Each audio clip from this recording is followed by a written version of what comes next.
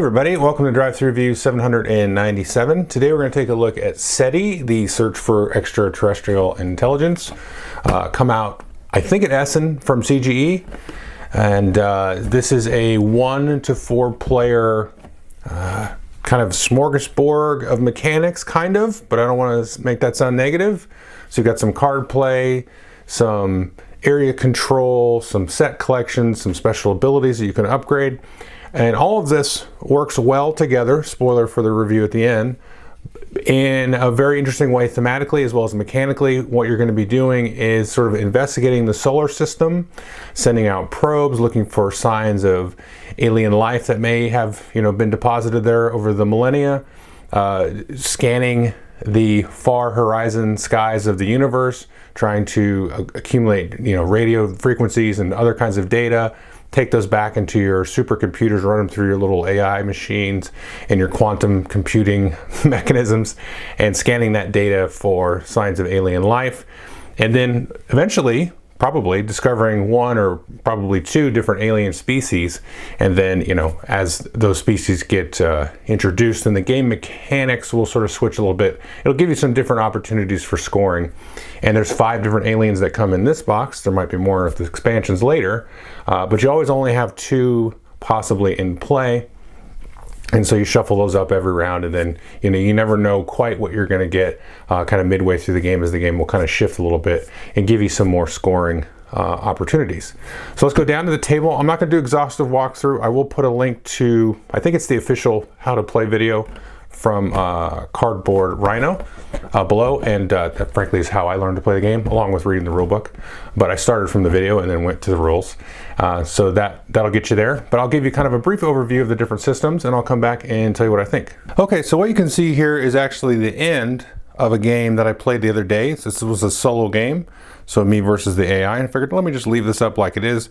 I'll show you kind of the main parts of the boards that are involved in the game, and then kind of walk you through what you're doing. So you can see this is actually kind of a modular board in a way. See, that kind of separates over there, and they fold up, and you'll clip some different parts in. But really, you've got just a few different parts. You've got this section here, and this is sort of the technology sort of stack of tiles, which you can see at the top there.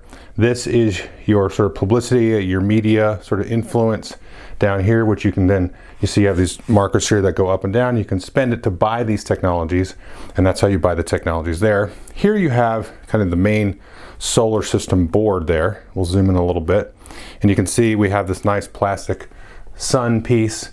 The AI in this case had just launched a couple of probes on Earth there, and then you've got other different planets, Neptune, Jupiter, and so on, and you might be able to notice that these will rotate at different points in the game. So when you buy technologies, these will rotate at the end of the round. When the first player passes, it will rotate different portions of this disc here, and there'll be other effects that sometimes come into play, but typically what happens when you start the game, the first thing to rotate will be this inner circle, and then this sort of middle layer circle, and then this outer circle.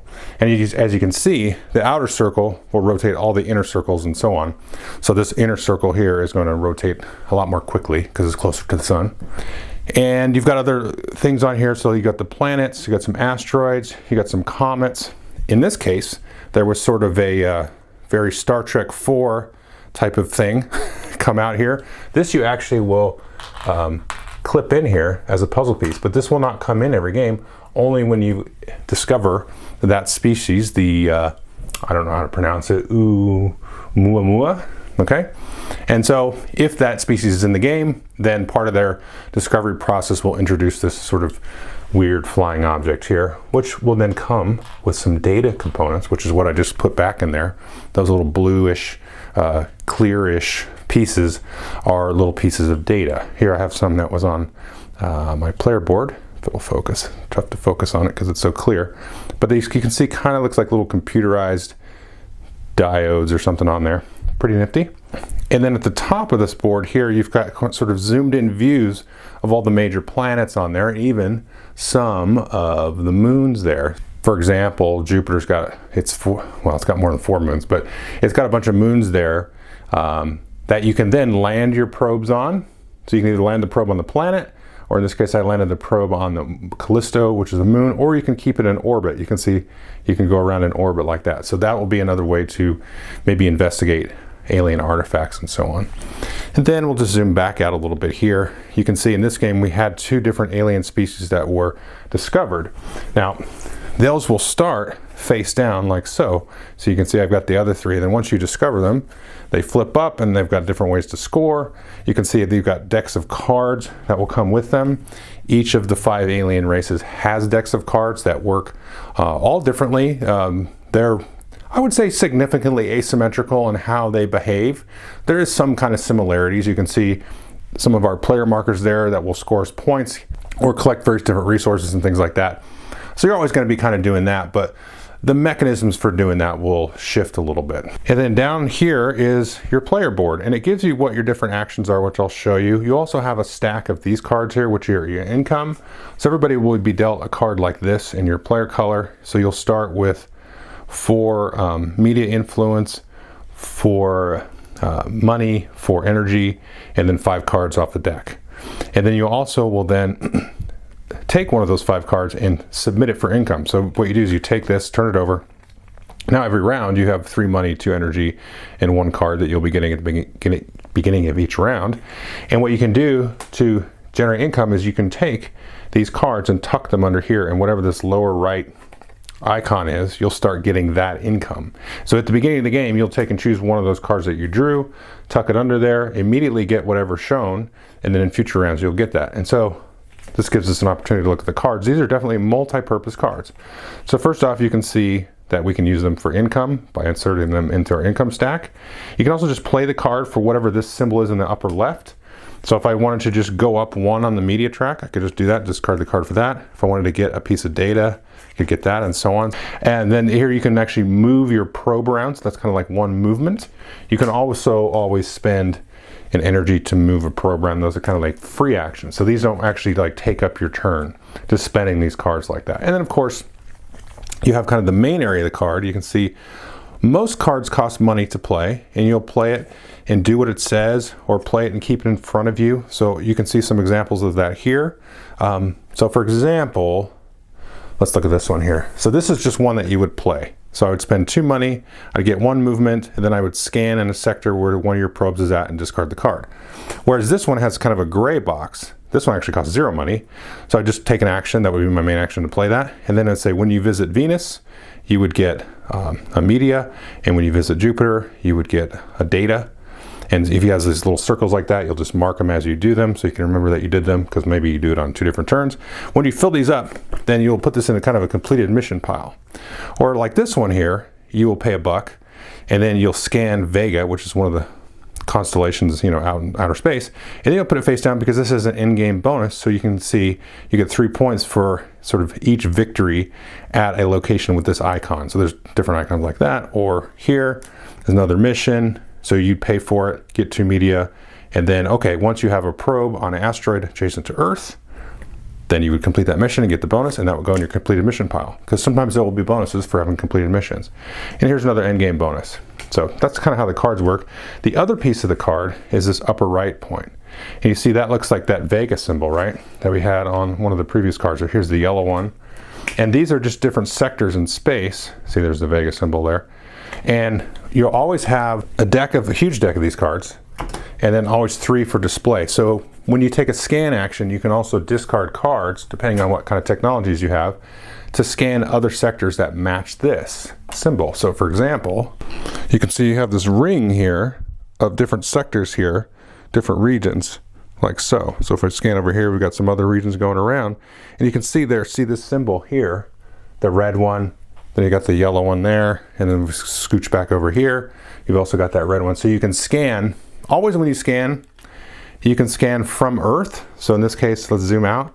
So Earth is now here. So you could scan out and scan this sector. You can see some of these disks and data here. But then you can also, like I said, discard cards, and you can do, you know, a few of these and then a lot of these as you upgrade your technology to find a sector out here that matches. And then what you do when you scan is you put one of your disks down, and then you take a piece of data and you'll add it to your player board, which I'll show you. So that's kind of a rough overview. Let's go back to our player board. Here we go. And this tells you everything that you can do. in the game. And the game does come with a really cool player aid that has a lot of stuff. So here's all your main actions. But the nice thing is like, oh, there's a ton of technology tiles. I don't know if you noticed that earlier, but there's a bunch. So if you're like, oh, it's my turn to buy technologies, what do they do? Here they are. Here's like some of the end game bonuses, which will be shuffled up every turn, every game. And then here's, you know, a little icon reference. But this one side is what you do. And that's just all represented here. So first thing you can do is you can pay 2 money to put out one of your probes, like so. That always starts off on Earth, and then you can move it around and you try to get it to land on either the planets, usually maybe comets or asteroids and so on. But you can see here, you can only ever have 1 probe unless you upgrade that technology. Now you can have 2 probes out at once. So very simple. You can see it costs you 2 movement points to move out of an asteroid. So if you move into an asteroid or move anywhere, it costs you 1 movement, which again can be either from card play or spending an energy. But if you're moving off an asteroid, it's going to cost you 2 unless you upgrade that technology. And then you can spend, you can get a media for landing on an asteroid, and then it only costs you 1 to move off. So, okay, that's how you get a probe out and move it around. The other thing you can do is take one of your probes here and then put it into orbit. That costs you 1 money and 1 energy. Now, you could also, instead of putting it in orbit, you could land it for 3 energy or 2 energy if there is an existing probe in orbit there. It doesn't matter if it's yours or anybody else's, but if you upgrade this, you can do it for 2 energy or 1 energy if there's a probe. And then here, you can actually, you can't land on the moon until you get this technology here, like so. So that's all you can see. You can see that's all like your probe action stuff.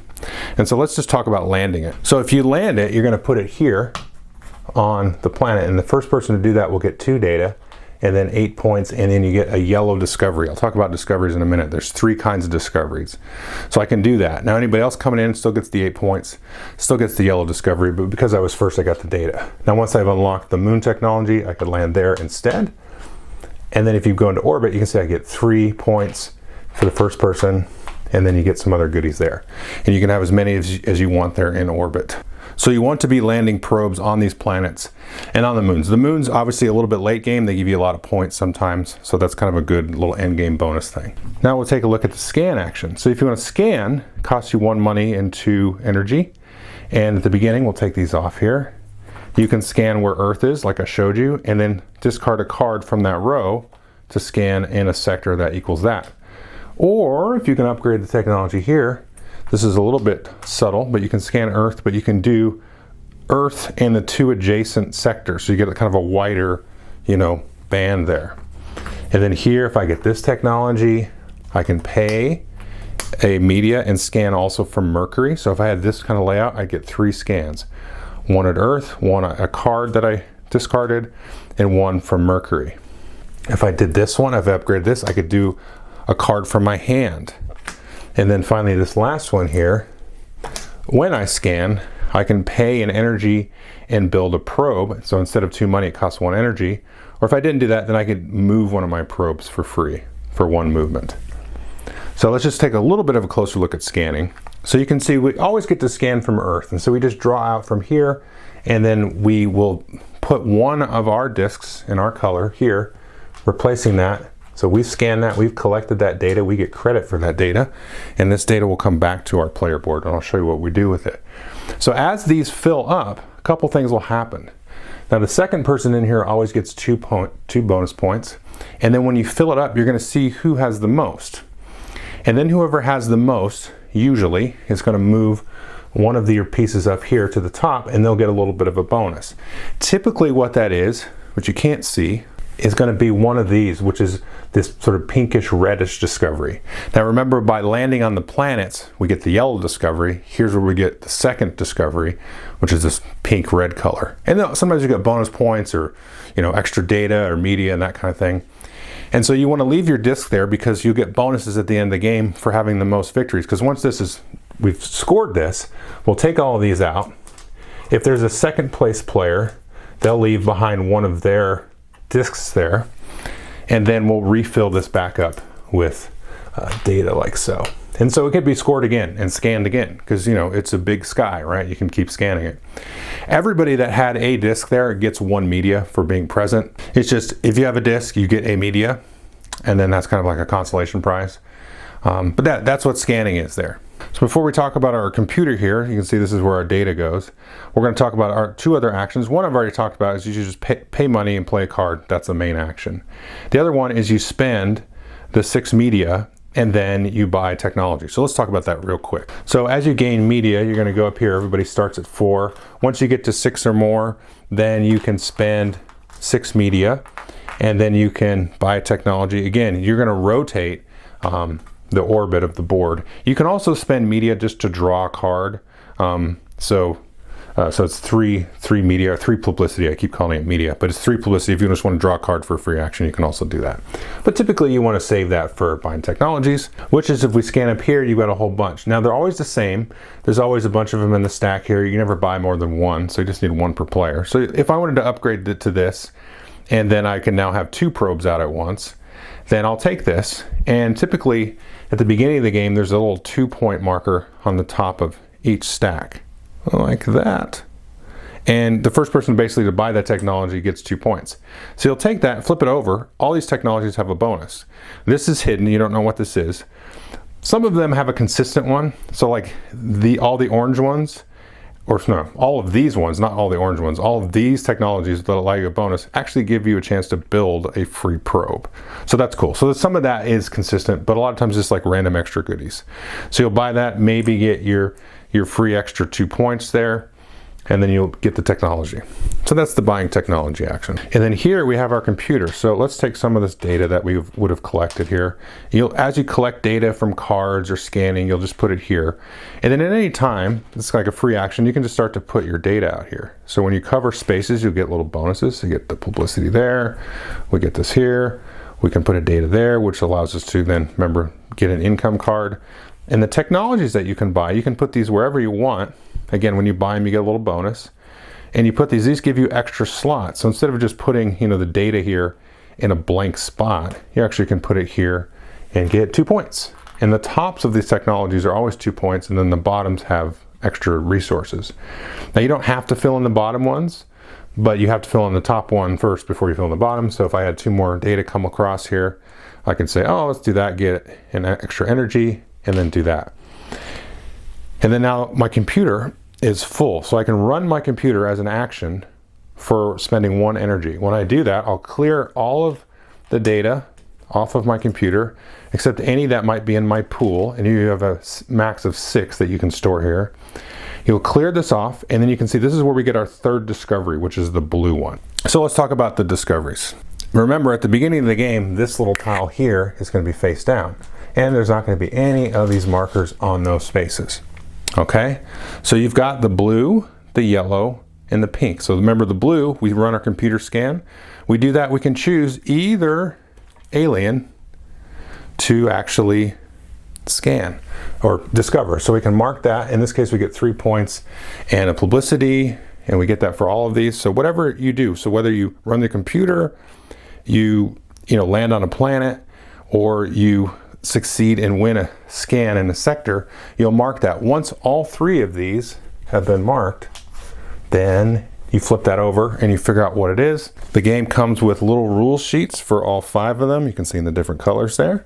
So you'll flip that out, you'll deal out the deck of cards. Usually people that have markers here at the bottom will get an extra card in their hand, and you can see these cards actually go up here. So they all work a little differently, but most of the time you'll get a card, and it's just like the other cards in the game. You can spend them for various different things, or play them for missions or special abilities and so on. And then later on, so once you've discovered the alien, you could then spend your discoveries, your pink, yellow, or blue discoveries, to discover the new alien. Or you can see we have now this board with these pink, yellow, and blue tracks, and then you can start to put markers there, and that can give you a lot of extra bonus points as well, other resources. They all work a lot differently. And you play the game over 5 rounds. At the end of the game, the only real bonuses besides any cards are these tiles here. And you can see a couple things on the board here. So first thing is, when you pass one of these gold spots, you will then at that point have to decide which of these bonuses I really want to go after and put one of your markers out. Now there's always 4 out, and these can be randomly shuffled up. They're double-sided. And so you only ever will mark 3 of them. So at the beginning of the game, it's a little trickier, but as you see, you move along here, you pass more of them, you'll start to add more markers as well as the other players. So you can get a lot of good bonus points out of that. The other thing is, if you're playing a 2 and a 3 player game, you will have tokens there that will automatically discover traces of the alien for you. So the aliens will get discovered hopefully like just as fast as if you were playing with 4 players. And that just happens as your score marker moves around the board there. And that's kind of the gist of the game there. Okay, so that was a kind of brief overview of SETI. Let's jump into my 3 pillars. First, we'll talk about player count. I think this game is best at 3 and 4 players. I still really like it solo. Now, I have not played it 2 player, but I have some friends that played it a few times 2 player, and they kind of ran into some issues that I thought they would run into, and then looking on Board Game Geek a little bit, it seems like a lot of people are running into with 2 player. But I don't really know if it's a problem, because I kind of see similar problems that they brought up in the single player game, but I don't think it's bad. So I think the game is just a different game with 1 or 2 players versus 3 or 4 players. And what it comes down to is the only part that doesn't really quote unquote scale is the scanning of the sectors, because you scan it and then you get some of the data, you put your discs in there, and then once it fills up, you score it. Whoever has the majority gets to discover a trace, a pink trace on an alien. And if you don't have like 4 people doing that, there's not a lot of like piggybacking or brinkmanship type of stuff happening. And it could be that just like, especially like in a 2-player game where maybe people just aren't scanning that much. My friends told me that they played a game where they only discovered 1 alien the whole game. Now, I don't know if that's a problem. It's just different. And to me, that kind of is an interesting riff on the game, because maybe the other alien was never there. It was just like, we never found it. It was only the one other alien species. And in my solo games of it, I've had it where between the marker that comes out when you move around the score track and what the bot is doing, I had it where the second alien was scored like on the first turn of the second round. So we discovered an alien in the first round and then one right away in the second round. It was really fast, because it's basically in a way like a 3-player game at that point, because it's you and the bot is like going nuts with the scanning. Like, it scans a lot, so it kind of makes up for it. But on the other hand, like, the bot isn't really like have smarts with how it scans. It's a little bit randomized. So there's a lot of times where you're like off on an island and the bot's off on an island and you don't really complete a lot of sectors. So there's not like a lot of scoring that happens that way. It just, in a few cases, it'll get scanned up, and then because of the mechanisms of the solo, it just finds it easier. But it's also like an interesting way to kind of figure out the system, and work the system in different ways. So when I play this, you might spend a lot of time getting probes out, running probes, landing on planets, that kind of thing. You may also spend a lot of time doing a lot of scanning and stuff. And to me, I think what it is what I've sort of come to figure out, and I've played this probably 5 times, maybe 6. I start to lose track. And what I found is the scanning is not really, I think the most important part of the scanning is not to like fill it up and score it. The most important part is getting the data and running it through your computer, because you can get little bonuses out of spending the data and stuff. But I don't know. I like that it feels a little bit funky that way. I don't like that you're always just going to score like X amount of sectors every game. But what that does is it makes those pink traces the more difficult ones to get. You will most often get the yellows and the blues. They're much easier to get those, I think. But I also think it's going to vary based on player count and what people are doing that game and how often people are, doing the scanning. Where like in a 2-player game, it's a little bit weird, I think, because it's a zero-sum thing with that. It's like, oh, once they have like 3 or 4 of their tokens in there, why am I going in there? I'm not going to spend a lot of time in there purposefully to try to win it, because I know I'm not going to win it. Now, I think that is also maybe a little bit of the wrong attitude to have, because opportunistically, when it's good to do a scan, you might just be in a position to scan that sector because it's there. They're going to score it, so you're going to get the data. So the data is important. You want to get the data because then you can put it on your computer and run it, and then you get like a little consolation publicity or media score out of it.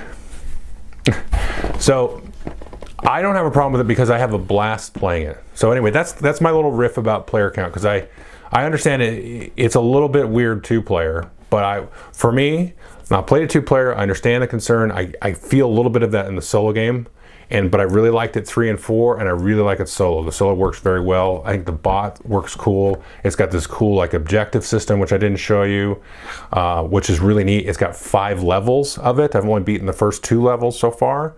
And I really like the little wrinkles it throws at you, how it upgrades, how it works with the different aliens. The solo works with each alien differently. It's cool. Really, really cool solo game. I would recommend this if you just got it to solo. I would recommend this. I think it's a great solo-only game. But like I said, I think the 3 and 4 is probably my favorite, but I'm really looking forward to playing more solo. Playtime, I don't know what's the box say, 40 minutes per person. So that means it took 160 minutes. When we played it our first time, it went longer than that. That'd be 2.5 hours, a little bit more than that.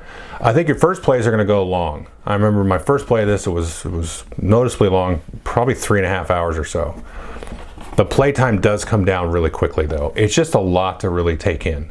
And then you like gotta pause it twice to like flip the alien. But once you get the hang of the thing, it's like pretty straightforward, I think. It's a lot, but the playtime's really gonna come down. I can't see that not happening for most groups. So this is probably an accurate playtime once everybody knows it. So 4 players, that would take 2.5 hours. That's not so bad for a relatively heavy-ish Euro game. 2.5 hours for 4 people, and the game's really good, so who cares? It's 2.5 hours well spent. Right. So what is this game like? Okay, well, this is kind of the main part of the review. I throw this in kind of the Ark Nova, Underwater Cities type of thing, where you've got like a huge deck of cards, and then you have a lot of stuff going on to sort of supplement that. To me, it's very different than those. I hesitate to even relate it to those, because I feel like I've not really played a game like this. And you could some curmudgeon can come and complain about how there's 500 mechanisms in here. And I understand it. I get it. I like Tigers and Euphrates 2, where there's like 2 mechanisms, and it's a lot of player interaction, and I love it, Tigers and Euphrates, but I also love this kind of stuff. And you could be super wide brush, painting, dismissive, oh, you're scanning, you're collecting this, you're taking it down here, you're getting bonuses, you're getting technologies, you're going to the planets, you're getting the little bonuses, you're playing the cards for 800 different things. But this really just all like meshes together, because I kind of get back to my player count point of when you scan the data, yes, you're trying to get some presence in that sector to score the pink traces, but you're using the data that you get out of that. You're using that for your blue traces and for your extra little bonuses and technologies that you may have gotten there to upgrade your computer. You've got the probes that move around, and they're going to go in different ways. You're trying to get to planets. You're trying to move them in ways that you can score extra media for, whatever, taking pictures of the different comets and stuff. And then also either landing there or kind of seeing where other people go, because it's on paper it's not that much cheaper, but it's significantly cheaper because the economy is so tight. So you're like, oh, it's only 1 energy less if somebody's there. Well, that's huge, because the economy is pretty tight.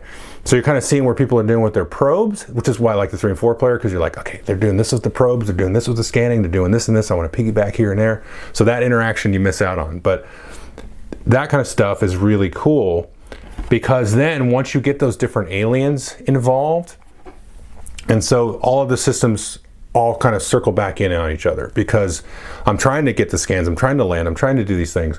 And then when I get those bonuses out on the aliens, that's going to reinform me. That's going to give me maybe some new type of resource or some extra resources like energy and money or extra cards that I can do. And that's going to help me with this other situation over here. So it's not like, you know, there's that term point salad or mechanism salad. And I think it's a valid criticism of games of a certain kind or certain quality, but in this case, I think that salad, it all references back to each other, and that's where the really kind of beautiful thing of it is. And it works really well with the theme here, because this is the type of theme. Because it's a very sciencey type of theme too.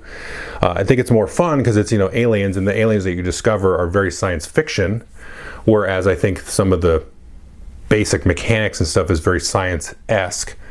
But because it's very sciencey, and science is such like a cross-discipline sharing of ideas and knowledge kind of idea, investigating and all that sort of circular mechanical stuff works well, because like I said, you get the data to use here, which helps you there, which helps you get the card and do this, and then all circles back, and everybody's kind of competing, but you're sharing ideas because you're like, you're getting probes and orbiting probes and landers on the same planets and on the same, you're scanning the same sectors, and you're kind of like, oh, if we scan the sector first and we all scan it, we're going to discover this quicker, okay? And now you know, it's a competitive game, so you're trying to, you know, be the scientist that the alien life is named after, you know, like the Neil deGrasse Tysonians, or no, I don't know, I'm just making up nonsense, but so that's cool. And so the way everything kind of wraps back on itself is really neat. And the one thing I would just kind of leave with here is the cards are different. And some of those other games that I mentioned before, the cards are like more or less important. And I didn't almost throw Lost Ruins of Arnak in with this. Now, that's a deck builder, but it has a similar theme. Thing going on, where you have a couple of actions you can do on the board. So in there you can like send your little guy out on an expedition, or do some research and go up the research track, or buy an artifact, or buy a equipment card. So there's a couple different actions. Just like in this one, you can put out a probe, you can land a probe, you can scan, you can run your computer, right? You know, 3, 4, 5 actions, right? But what you're trying to do with your little efficiency game is get it to where when I do something, it's going to give me enough stuff or trigger enough things that I can do more actions on my turn than the other players. That's how you're going to win the game, is that, you know, you'd be like, oh, this is typical of a lot of Euros, but it's really apparent here. And that's kind of a thing with Arnak, is where it's like, oh, okay, so yeah, you moved up this track, so what? Well, also, you want to move up the track like this, you want to scan the sector, but the resource you got out of it is going to help you do the other action. And that's going to help you do this action or this action. Another example of that is like Tapestry, where that's all that game is just trying to make sure, I don't want to pass. If I don't pass, I'll win, you know, or be the last person to pass every round. Because you're just squeezing actions out of that game. And that's kind of what this is like too. You're just trying to just wring out every last action that you can out of this. And that's what makes it fun. And that's why that weirdness at 2-player doesn't really bother me on paper, because it's like, well, mechanically, at the end of the day, in the abstract, I'm just trying to wring out what I can of this. And it still feels like it lands thematically, even though, you know, maybe we didn't fill up that sector. So anyway, really like this game, really enjoy it, highly recommend it. It's fantastic. Thank you.